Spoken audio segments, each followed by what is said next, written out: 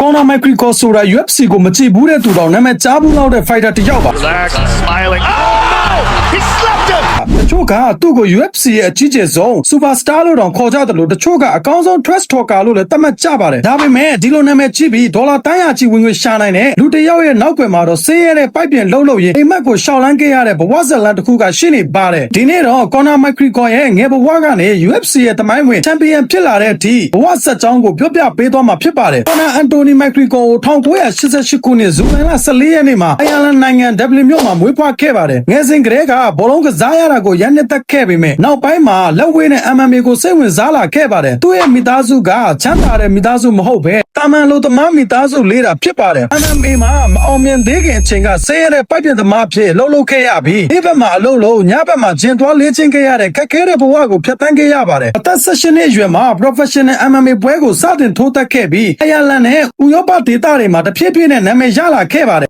2013ခုနှစ်မှာ UFC ကိုစတင်ဝင်ရောက်ခဲ့ပြီးပထမဆုံးပွဲမှာပဲအနိုင်ရက performance bonus ကိုရရှိခဲ့ပါတယ်အဲဒီကစပြီးသူ့ရဲ့ယုံကြည်မှုအပြည့်ရှိတဲ့စကားပြောပုံအိမ်ဘက်တွေကို trust နဲ့ဖိအားပေးတဲ့ style ကြောင့်